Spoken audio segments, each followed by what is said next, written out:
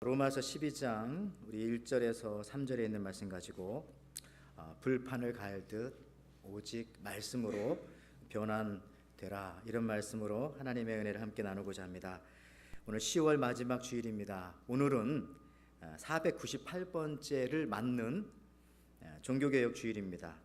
개혁이라는 말을 들을 때에 어떤 사람들은 반감을 가져올 수도 있습니다. 그러므로 좀 더 쉬운 말로 제가 말씀드리자면은 변화 아니면 변환, 이렇게 말씀드릴 수도 있겠습니다. 이 세상의 모든 살아있는 것들은 다 변합니다. 여기 살아있는 이 꽃도 그래도 지금 살아있기 때문에 다음 주는 여기 없을 겁니다. 변하는 거죠. 그렇기 때문에 살아있지 않는 것은요, 변하지 않습니다. 그래서 먼지가 거기에 쌓이고 결국은 갖다 버리게 되는 것이죠. 그러므로 예수 믿는 사람들은 생명이 있기 때문에 날마다 새롭게 변해야 하는 것이 당연합니다. 그런데 사람들만큼 변하지 않는 것이 어디 있을까 하는 생각을 또 해보게 됩니다.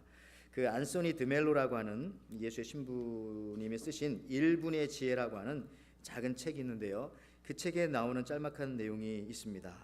많은 것을 생각하게 하는 일화인데요, 하루는 한 도박사가 오랫동안 영성 수련을 쌓은 노 수도사에게 찾아갔습니다. 자기 사정을 얘기했어요. 뭐라고 얘기했는가 하면, 제가 어제 카드 놀이를 하는데 속임수를 쓰고 그것이 발각되어서 상대방이 저를 무참하게 때리고 저를 창밖 끝으로 내던져 버렸습니다. 그래서 이렇게 무릎이 깨지고 많이 다치고 부상을 입었습니다. 수도사님, 저에게 무슨 충고를 좀 해주십시오. 그랬더니 노 수도사가 이 도박하는 사람 얼굴을 계속 가만히 쳐다보더니 하는 말씀이, 내가 만일 자네라면 이제부터는 1층에서만 카드 놀이를 하겠네, 이렇게 말했습니다. 이 말을 듣고 도박사도 어리둥절했고요, 또 제자들도 어리둥절했습니다. 아니, 다시는 도박을 하지 말라고 하셔야 할 것 같은데 어째서 그런 말씀을 할까? 그래서 제자들도 이 말을 듣고 당황해서 또 황당해서 이렇게 말했죠. 선생님, 다시는 그런 일을 하지 말라고 그러셔야지 어째서 앞으로는 1층에서만 하라고 그렇게 말씀하셨습니까? 이 노 수도사의 이야기는 이렇습니다. 그 사람을 좀 너도 쳐다봐라. 그만두지 못할 사람이야. 저 사람은 도박을 끊지 못할 사람이다. 그러니 또다시 2층에서 내던져지는 게 낫겠냐, 아니면 1층에서 던져지는 게 낫겠냐. 그래서 그렇게 말했다는 거죠. 여러분들, 사람들만큼 바뀌지 않는 것이 있을까? 사람들은 참으로 변하기 어려운 존재입니다.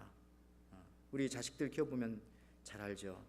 같은 말 여러 번 반복해도 바뀌지 않습니다. 성경에 신명기가 왜 있습니까? 신명기는 그 신자가 새 신자가 아니라 제 신자잖아요. 거듭 말씀하신 겁니다. 워낙 말씀을 안 들으니까 또 얘기를 한 거예요. 그래서 신명기가 있는 거 마찬가지로, 근데 그 신명기에 보면 이런 말씀이 있어요. 이 말씀을 아이에게 부지런히 가르쳐라. 쉐마 말씀이죠. 신명기 6장 7절에 이런 말씀이죠. 내 자녀에게 부지런히 가르치며 집에 앉았을 때든지 길을 갈 때든지 누워 있을 때든지 일어날 때든지 이 말씀을 강론할 것이며. 여러분, 근데 이 말씀 속에 아이들을 교육하기 위함도 있지만은 하나님의 비밀스러운 계획이 이 속에 들어있어요. 제가 느끼기에는 그렇습니다. 무슨 말이냐면, 아이들을 가르치는 부모의 변화를 하나님은 동시에 바라셨던 거죠. 사실 여러분들 여기 부모님들 많이 계시지만은 아이들과 씨름합니다. 아이들과 계속 이렇게 하다가 애들이 바뀌나요? 잘 안 바뀌더라고요. 근데 결국 누가 바뀌는가요? 부모들이 바뀌더라고요. 아주 말썽 많은 아이들 키우다 보면 애는 끝까지 안 바뀌는데 나중에 그 부모가 변하는 모습들 보면서, 야, 이 신명기 6장 7절 부지런히 너희 아이한테 가르치라는 말이 결국은 부모도 바뀌라는 그런 얘기구나 하는 말씀으로 깨달아졌습니다. 여하튼 사람들이 바뀌는 것은 쉽지가 않습니다. 인간 스스로의 힘으로는 불가능해 보입니다. 우리 여기 에덴교회 교인들도요, 어떤 분들은 뭐 30년 동안 쭉 봐오신 분도 계시고 어떤 분은 그 이상 또 계시겠지만은 어떻습니까? 잘 바뀌던가요? 20년 또 30년 전에 하시던 일을 지금도 그대로 하고 계시지 않으신가요? 어떠십니까? 그렇습니다. 우리는 이 종교개혁주의이기 때문에 이 변화와 개혁에 대해서 말을 하고 있어요. 그런데 예수 믿는 사람들은요, 날마다 새롭게 변해가야 하는 것이 정상이다. 또 그것이 살아있다라고 하는 가장 확실한 증거라는 것입니다. 오늘 본문에서도 그래서 로마서 12장 2절에 너희는 이 세대를 본받지 말고 오직 마음을 새롭게 함으로 변화를 받아 하나님의 선하시고 기뻐하시고 온전한 뜻이 무엇인지 분별하도록 하라, 이렇게 말씀하십니다. 우리 한국 식당에 가면은 고기 먹을 때 불판 갈아줘야 되는데, 근데 어떤 때 이 종업원들이 바쁘셔서 그런가 잘 안 갈아줄 때가 있어요. 그럴 때는 어떻습니까? 그걸 안 갈아주니까 그 고기는 얹어놨고 그걸 막 긁어내고 닦아내고 뭐 걷어내고 해봤자 또 올려놓으면 또 타고 막 그러잖아요. 그때 종업원이 와서 불판을 깨끗하게 갈아주면은 그냥 깨끗하게 해결됩니다. 여기서 말하는 변화를 받아라는 말을 다른 말로 하면은요, 바꿔준다는 겁니다. 하나님께서 바꿔준다는 것. 그렇게 이해하시면 훨씬 우리 마음속에 와닿을 거죠. 다시 제가 한번 오늘 본문 말씀 2절을 다시 읽어볼게요. 너희는 이 세대를 본받지 말고 오직 마음을 새롭게 함으로 변화를 받아, 불판을 좀 바꿔서 하나님의 선하시고 기뻐하시고 온전한 뜻이 무엇인지 분별하도록 하라. 우리가 변화받기 위해서는요, 먼저 오늘 2절에 보니까 마음을 새롭게 함으로 변화를 받아라, 그렇게 말씀했습니다. 그러면 어떻게 우리가 우리 마음을 새롭게 할 수 있을까? 여러분, 어떻게 마음을 새롭게 할 수 있어요? 성경은 마음을 이야기할 때 에레미야 17장 9절에 이런 말씀하십니다. 만물보다 거짓되고 심히 부패한 것이 마음이라 누가 능히 이를 알리요마는. 자, 다른 것보다 부패한 것이 우리의 마음이라는 겁니다. 여러분, 그건 아닌데라고 생각하는 여러분 마음 이미 부패. 자, 근데 그래서 마음을 변화시키는 것은 매우 어려워요. 이미 부패했기 때문에 부패한 음식 재료를 가지고 음식을 만들어봤자 못 먹는 거 마찬가지로 부패한 마음을 가지고 뭘 만들어도 되지 않아. 그리고 이 마음 가지고 아무리 마음 수련해도 안 된다니까요. 그 얘기하는 것이 바로 예레미야 17장 9절입니다. 부패한 마음, 저는 갓난 아이들을 봐도 금방 알 수 있겠더라고요. 아이들이 엄마 젖을 먹을 때 젖이 2개잖아요. 근데 하나는 먹고 하나는 어떡합니까? 한 손으로 만지자 장난을 치는 거죠. 절대 다른 애들한테 주지 않습니다. 이것이 어린아이라 할지라도 인간의 마음이라는 것이죠.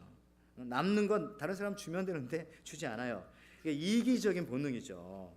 여러분, 이 세상에서 있는 곤충 중에 제일 깨끗한 곤충이 어떤 곤충이라고 여러분 생각하십니까? 제일 깨끗한 곤충이 파리입니다. 파리라는 게 믿어지세요? 파리를 자세히 들여다보면은요, 끊임없이 2팔로 막 이렇게 막 기도한다고 우리 생각하지만 기도하는 게 아니라 그 눈을, 얼굴의 3분의 2나 되는 눈을 계속 닦는 거예요. 사실 이게 눈을.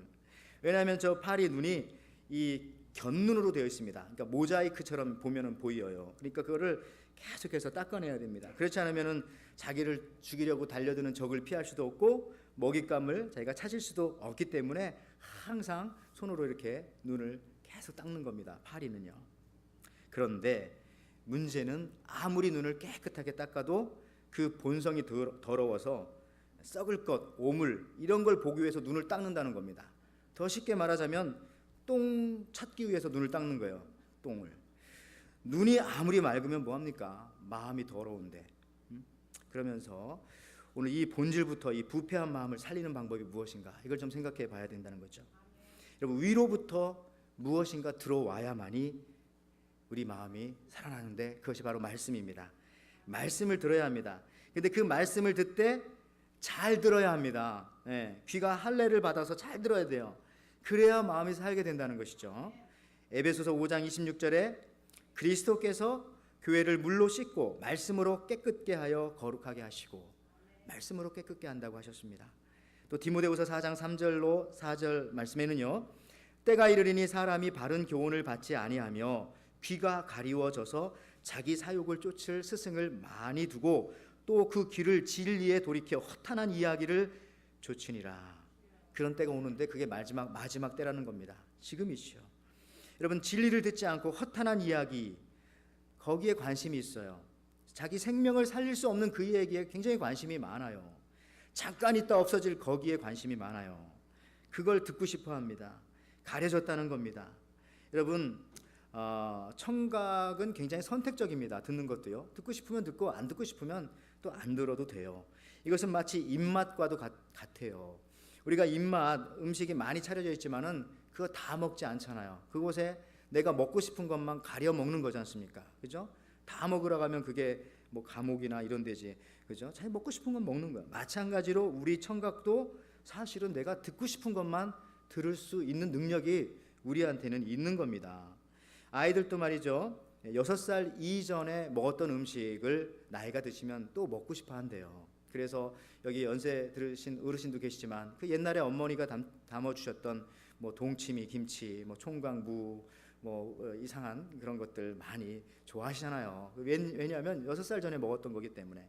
마찬가지로 우리 기도요. 우리 기도 어렸을 때 들었던 그 말씀이 계속 나이가 먹으면서 자꾸 듣고 싶어지는 거죠. 그러니까 우리가 어렸을 때부터 이 귀를 잘 훈련시켜야 됩니다. 여러분 아직도 늦지 않았어요. 여러분들도요. 이 귀를 잘 선택적으로 들을 수 있도록 훈련해야 된다는 거죠. 옛날에 제가 기도원에서 들었던 아주 슬픈 이야기가 하나 있습니다. 어느 여자 전도사님이 간증하는 것을 들은 적이 있는데 그분이 이렇게 단어를 제가 잘 이런 걸 써서 그렇지만 창녀 생활을 하셨어요. 10여 년 동안 하고 그리고 나서 이제 회개하고 예수님을 진짜 만나고 나서 전도사님이 되셨습니다. 그분이 간증하는 이야기인데요. 자기 전도할 때 길에 다니면서 딱 보면은요, 창녀에게 전도를 하는데 창녀라고 써붙이지 않았어도 금방 알 수 있대요.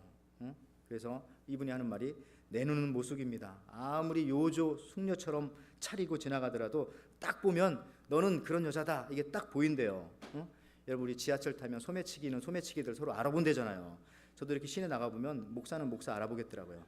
여러분도 뭐 집사님도 알아보죠. 똑같은 겁니다. 그래서 어떻게 전도하냐면요, 먼저 가가지고 그런 사람이 있으면 어깨를 그냥 꽝 친대요. 딱 때리면 깜짝 놀라서 휙 뒤돌아보겠죠. 그럼 이렇게 말한대요. 야, 예수 믿어, 지옥 간다. 이렇게 아주 앙칼진 목소리로 그렇게 말씀한대요.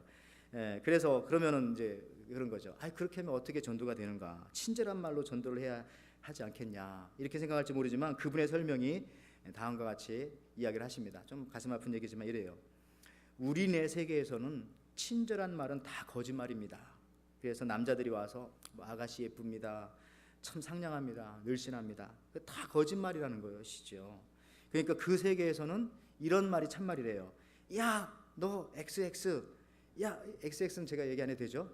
뭐 이런 말들, 그게 참말이래요. 야, 너 죽어. 그러면서 뒤에 하는 그런 말들이 참말로 그분들한테는 들린대요. 이게 얼마나 기막힌 얘기입니까? 그러니까 듣는 귀가 다르다는 거죠. 듣는 귀가. 그렇게 훈련을 받으신 거야. 예수님은요, 그래서 설교할 때마다 말씀하셨던 것 같아요. 마지막 끝에 가서는 들을 귀 있는 자는 들을지어다. 들을 귀 있는 자는 복이 있다. 이 말씀하셨습니다. 먼저 듣는 귀가 변화받아야 합니다. 우리가 강팍한 귀로 악으로 찌들고 불의로 찌들고 강팍함으로 찌들고 의심으로 병든 귀를 가지고는 우리가 하나님의 말씀을 백날 들어도 안 돼요. 오히려 오해해서 더 상처받아요. 하나님 말씀 통해서. 저거 나한테 하는 말인데 아니라니까요. 여러분들 잘못 들어 오해합니다. 어떤 분 그래서 이런 분도 오해할 수 있어요. 늦게 온다거나 설교를 다 했는데 중요한 부분 안 듣고 결론 부분만 잘못 들어가지고 오해를 한다거나 아니면 졸다가 또 이렇게 은혜를 잘못 받아서 오해한다거나. 여러분 그런 얘기 있잖아요. 어떤 목사님이 이렇게 봤더니 성도들이 말씀을 듣는데 꼭 한 사람이 그냥 앞에 앉아가지고 졸고 딴짓하고. 여러분 요즘에 그 신천지에서 말이죠, 교회에 앞자리에 앉아가지고 이 설교를 방해하는 사람들을 많이 보낸대요, 진짜로. 그래서 뭐 딴짓하게 하고. 한국에 그렇대요. 그런다고 하대요. 어쨌든 자, 근데 이 목사님이 그냥 설교하는데 앞에서 그게 좋으시는 분이 한 분 계셨대요. 그래가지고 이제 이분이 이런 거죠. 목사님께서 조용하게 이런저런 말씀하다가, 자 여러분들 천국 가고 싶으신 분들 모두 일어나 주십시오. 조그맣게 얘기했어요. 그때 사람들이 다 일어났어요. 그 다음에 앉으세요. 그 다음에 어떻게 했다고요?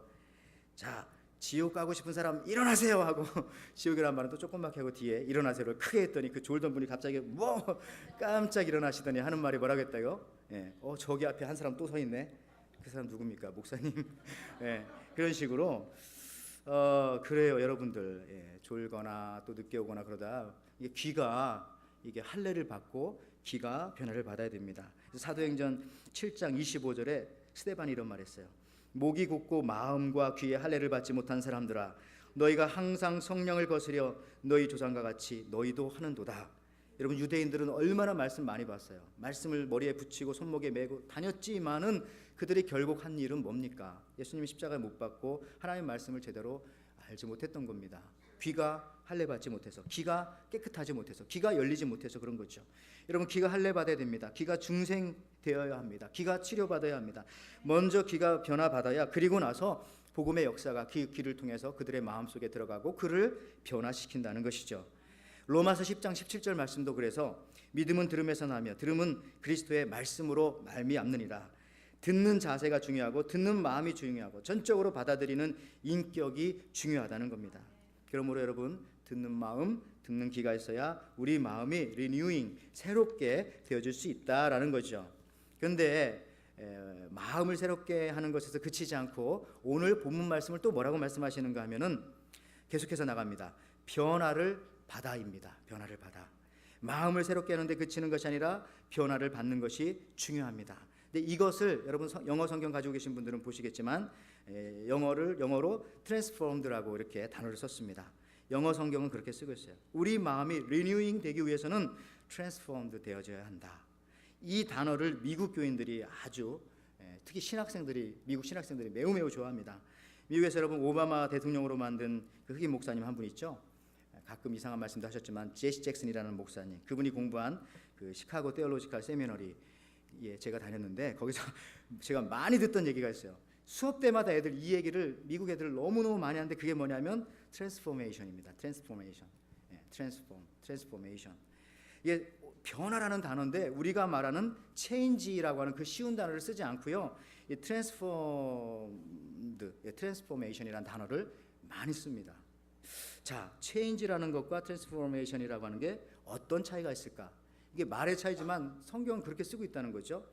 여러분, 강도하고 경도라는 말이 다른 말이에요. 강도하고 경도. 이 세상에서 가장 있는 물질 중에 가장 경도가 높은 물질이 뭔지 아세요? 경도가? 잘하시네요. 경도가, 다이아몬드가 제일 경도가 높습니다. 이 경도는 그래가지고요, 잘 긁히지 않아요. 그래서 다이아몬드를 깎을 때는 다이아몬드로 깎아요. 그렇다고 해서 이 다이아몬드가 강도가 높은 건 아닙니다. 강도가. 그래서 어떤 사람들은 이 잘못 알아가지고 다이아몬드가 강도까지 높은 줄 알고 잘못해가지고 자동차 타이어로 한번 이 다이아몬드 밟고 지나가면요, 물론 안 깨지는 것도 있지만 깨지는 것도 있어요. 이게 경도가 높은 거지 강도가 높은 게 아니거든요. 긁히지 않을 뿐이지 깨질 수는 있다니까요. 또 불에 넣으면 막 타버리고. 여러분들, 마찬가지 단어 문제인데요. 오바마가 자주 사용했던, 그가 대통령 되어질 때 체인지라고 하는 말, 신학교에서 제가 많이 들었던 그 트랜스폼드라고 하는 그런 말, 다르다는 거죠. 체인지라고 하는 것은요, 언제든지 원상태로 돌릴 수 있는 거예요. 저는 그렇게 봅니다. 여러분, 오바마가 많은 것들을 변화시켰죠. 정책을 바꿨어요. 그런데 더 쉽게 말해서 그분이 그 자리에 물러나고 다른 사람이 대통령 되면은 또 바뀔 수 있는 거예요. 그게 체인지. 그리고 여러분, 이렇게 교회도 보면은 이 창문 보세요. 제가 이런 창문은 좋지 않습니다. 제가 스테인 글라스로 다 바꿨다고 해보세요. 바꿔서 체인지 했어요. 근데 제가 여기에 뭐 영혼이 있지 않고 떠나겠죠. 근데 그 다음 오시는 목사님이 보고, 야, 이거 뭐 천주교도 아니고 이거 웬 스테인 글라스냐, 다시 바꿔라. 뭐 바꿀 수도 있는 거예요. 그런 것들은 체인지라는 단어를 씁니다. 그런데 트랜스폼드라고 하는 단어 언제 쓰냐? 요한복음 2장에 나온 것처럼 물이 포도주로 변할 때, 이거는 정말 체인지가 아니죠. 우리는 말로는 그냥 변화되었다 하지만 그건 정말 트랜스폼드입니다. 그러니까 물이 포도주가 된 것을 여러분들 반대로 그 포도주를 또 물로 바꿀 수 있어요? 아무도 못 바꿔요. 예수님이 바꿔주지 않으시면은. 그러니까 한 번 바뀐 거 다시 바뀌지 않는 거, 그게 바로 진짜 변화인데, 오늘 로마서 12장 2절에서 그 변화는 그런 변화입니다. 여러분들 머리 스타일, 많은 분들이 바꾸고 오셨는데 그걸 갖다 우리는 체인지라고 합니다. 체인지 됐다. 머리 스타일 체인지 하셨네요. 근데 머리가 대머리가 되는 것은 아마 그건 트랜스폼드라고, 그런 건 잘 모르겠어요. 근데 또 성경을 놓고 볼 때도 사울 왕이 된 거는 체인지입니다. 왜 그러냐면 그 사람은요, 평민이었다가 사울 왕이 됐잖아요. 근데 나중에 또 바뀌어 버렸어요. 타락했어요. 그 사람 트랜스폼 되지 않은 사람입니다. 그러나 신약 성경에서 사도 바울은 완전히 트랜스포메이션을 가진 거죠. 왜냐하면은 전에는 예수 믿는 사람들을 죽이러 다녔던 그 사울이었지만은 예수 믿고 난 다음에 바울로 바뀌고 다시 바뀌지 않았잖아요. 정말 하나님의 사람이 끝까지 됐죠. 이런 걸 갖다가 우리가 트랜스폼드 되어졌다. 근데 또 이렇게도 표현합니다. 여기 그림에도 나오지만 스마트폰이 자꾸 좋아지는 거. 이런 건 체인지 되어졌다고 하죠. 자꾸 좋은 걸로 자꾸 바뀝니다. 근데 밑에 있는 이 애벌레가 나비가 되어지는 것은 트랜스폼 되어졌다 이렇게 말합니다. 또 체인지는 과거를 고치는 것이지만은 트랜스포메이션은 미래를 창조하는 것이다라는 말이 저기 있어요. 그다음에 또 A, B, C, D, E, F 이런 식으로 바뀌는 것은 체인지라고 말할 수도 있어요. 그러나 A에서 갑자기 어느 날 F로 바뀐 거는 그나마 트랜스폼 되어졌다 이렇게 할 수 있어요. 왜냐하면 예수 믿는 사람 그렇잖아요. 갑자기 바뀌는 거거든요. 예수 믿기 전과 믿은 후는요 서서히 바뀌는 게 아니에요. 그건 불교에서 얘기하는 돌을 닦으라는 거죠. 근데 우리는 갑자기 성령이 오시고 예수님의 복음이 내 안에 들어와서 어제하고 오늘하고 다르고 1초 전하고 1초 후가 다른 게 그게 바로 우리가 구원받는 그런 모습입니다. 물론 구원받고 난 다음엔 서서히 바뀌지만 성화의 과정은 여러분 변화라고 하는 이 트랜스폼드라고 하는 이 단어를 제가 설명하기 위해서 한 가지만 더 얘기를 할게요. 우리가 다 그걸 경험한 사람들이니까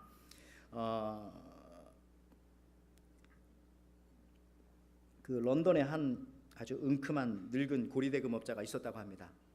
근데 이 사람이 가난한 상인의 집에 아리따운 딸이 있는 것을 보고서 그걸 눈독을 들이기 시작해서 흉계를 꾸몄습니다. 가난한 상인은 기일 안에 부채를 갚지 못하면 딸을 주겠다는 불리한 계약서에 서명을 하고 돈을 빌릴 수밖에 없게 그렇게 만들어 버렸어요.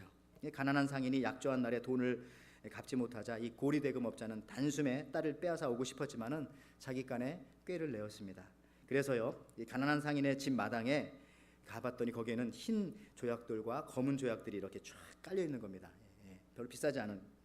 근데 이제 그때 이제 그가 제안을 했죠. 이 고리대금업자가 자 마당에 있는 흰 조약돌과 검은 조약들을 자기가 가지고 온 돈 주머니에 딱 2개를 넣고 그 중에서 만약에 당신의 딸이 흰 조약돌을 뽑아내면은 이제 빚을 내가 탕감해 줄 것이고 반대로 검은 조약돌을 뽑아내면은 그 딸을 내가 내 아내로 삼겠다 이렇게 말을 했어요. 근데 거기에 대해서 어떻게 뭐 반항할 수도 없고 상황이 뭐 그런 상황입니다. 이거 참 큰 위기가 닥친 거죠. 이거 자칫하면 이 딸을 빼앗기게 되었어요. 딸도 이 얘기를 옆에서 들었어요. 나도 이제 저 악독한 고리대금업자의 집으로 이제 팔려가는구나.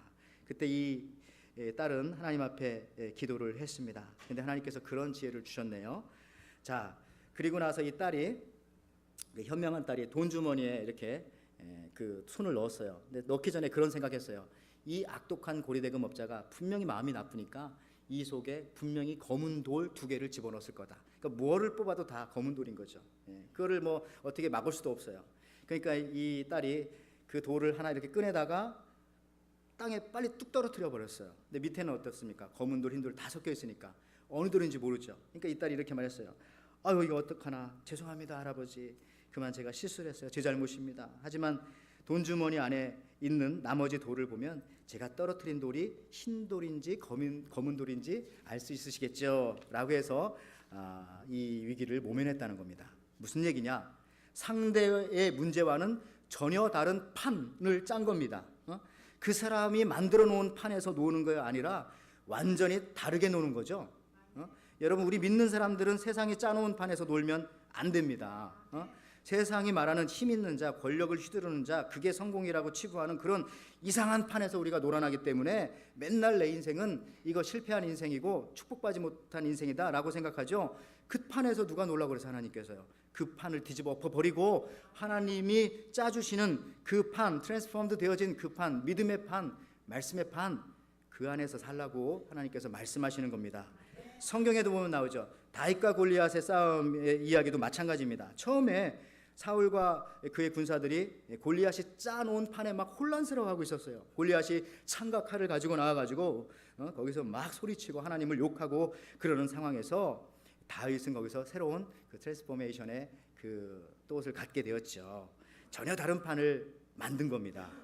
여러분 그 토끼와 거북이 경주 아시잖아요. 자, 토끼와 거북이 경주 누가 이겼어요? 그 이솝우화에 보면은 거북이가 지고 거북이가 이겼죠. 근데 그건 불가능한 얘기예요. 그건 얘기니까 그렇죠. 제가 볼 때는 아마 아무리 잠을 잤다고 해도 그렇죠. 아마 그 경주 그게 한 요만큼밖에 안 되는 것 같아요.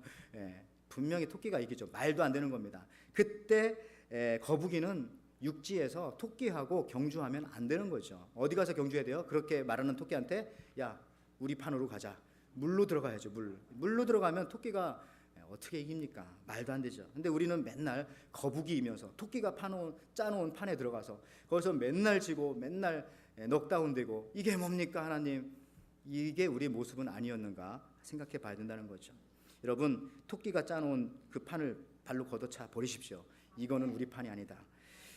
여러분, 저도 아들이 이제 두 아들이 있는데 자꾸 애들 얘기해서 죄송하지만 3살 차이기 때문에 싸움을 어렸을 때부터 좀 했어요. 근데 요즘은 좀 안 하지만 근데 늘 혼나는 것은 형이 혼납니다. 남자애들 둘이기 때문에. 근데 어느 순간인가 이 동생 아이가 이 자기 생각을 해낸 거예요.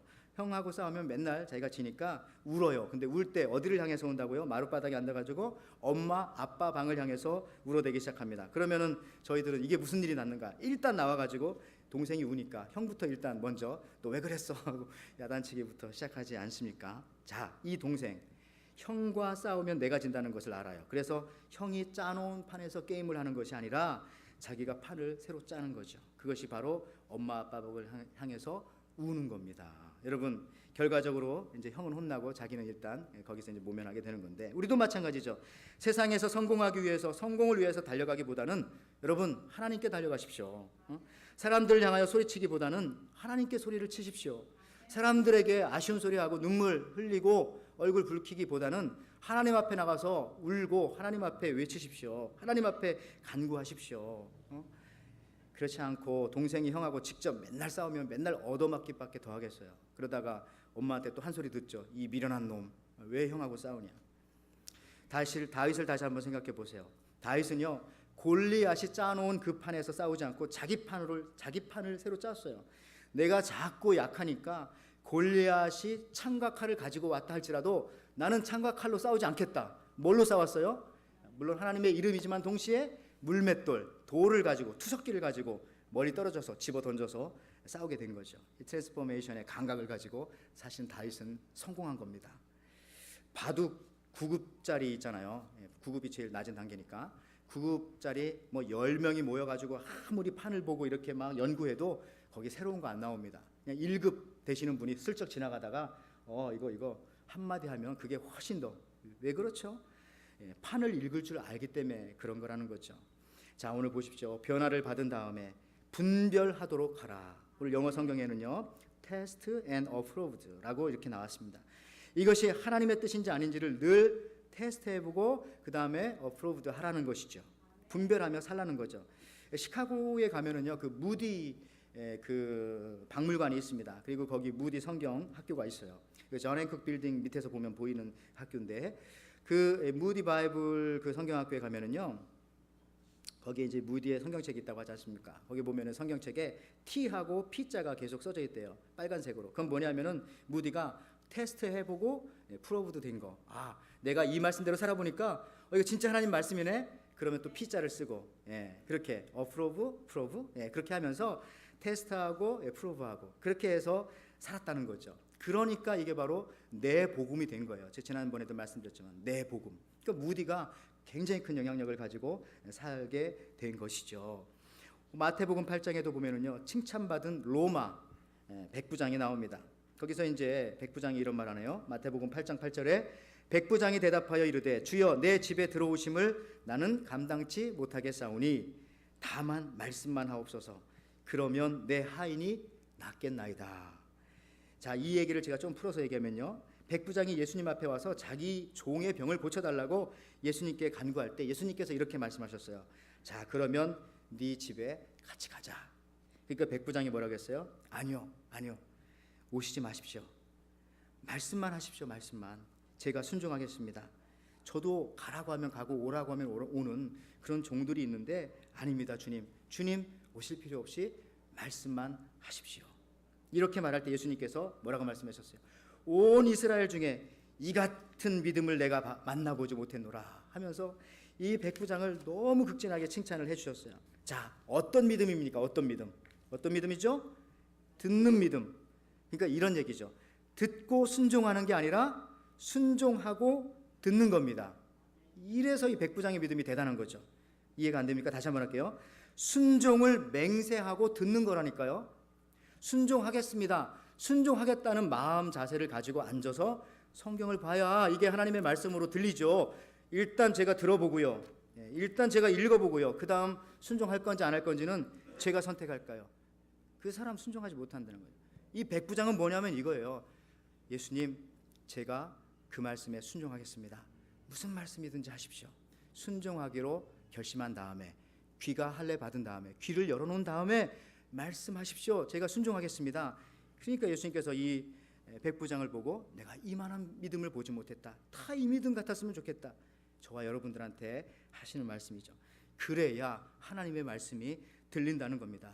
여러분들 오늘 또 예배 들으러 말씀 들어왔을 때 무슨 자세로 들었어요? 오늘 목사가 무슨 말 하는지 한번 들어보고, 합당하면 좀 들어보고, 싫은 건 좀 잃어버리고, 그렇게 하는 게 아니라 오늘 하나님이 무슨 말씀 하실까, 내가 듣고 순종하겠나이다 하는 자세로 앉아있을 때 하나님께서 여러분들한테 필요한 말씀들을 주시죠. 제가 부족할지라도 하나님께서 주시죠. 자, 이제 말씀 마치면서요, 우리의 인생의 판이 하나님에 의해서 새롭게 짜졌습니다. 여러분 믿으십니까? 아멘. 이제 우리가 과거처럼 사는 그런 사람들이 아니에요. 어느 수도원에 한 사람 방문했는데요, 그 수도사가 이제 방문한 사람들이 이제 그 방문한 사람이 그 집 방에서 짐을 풀고 이렇게 하니까 수도사님이 와서 하는 말씀이 이렇게 말했어요. 혹 필요한 거 있으면 말씀해 주십시오. 그랬더니 이 방문한 사람이 네 알겠습니다. 근데 곧바로 이 수도사님이 이렇게 말하는 겁니다. 그거 없이도 사는 법을 제가 가르쳐 드리겠어요. 그렇게 말했다는 거죠. 여러분들, 우리 인생의 판이 새롭게 짜진 사람들이에요. 변화를 받아 우리 인생에서 불판, 우리 인생에 있는 그 불판, 때로는 고기 타듯이 그냥 매캐하게 그냥 연기만 나던 인생, 그게 혹시 우리 인생 아니었어요? 그냥 우리 인생 살펴보니까 가면 갈수록 그냥 기름에 쪄들어가지고 곤고한 삶들, 그런 거 되지 않았어요? 힘들고 피곤하고 자꾸 긁어내도 자꾸 타들어가던 부분이 여러분들의 인생 속에 있지 않았어요? 하나님께서 그것을 보시고 불쌍히 여겨서 지금 여러분의 인생 불판을 갈아주셨다니까요. 그거 없어요. 새로운 불판 주셨어요. 예수님 통해서 주셨습니다. 여러분들, 오늘 종교개혁주일이죠. 하나님의 말씀, 성경 중심으로 살아가는 것입니다. 그래서 말씀 앞에 순종하기로 결심한 귀를 가지고 잘 듣는 것입니다. 그래야 마음의 변화를 받는 것입니다. 내 삶이 완전히 트랜스포먼드 되는 것이 바로 오늘 이 종교개혁 주일의 그 정신입니다. 단순히 닦아내고 끌어내고가 아니라 판을 가는 트랜스포메이션이 되어진 그런 상태, 그런 사람만이 하나님의 말씀을 자신의 삶 속에서 테스트하고 또 어프로브하면서 분별하면서 살아갈 수 있고, 그런 사람만이 하나님이 원하시는 아름다운 열매를 다 맺어갈 줄 믿습니다. 저와 여러분들이 그런 종교개혁자들의 믿음의 그런 후손들이 되기를 주님의 이름으로 축원을 드립니다. 아멘.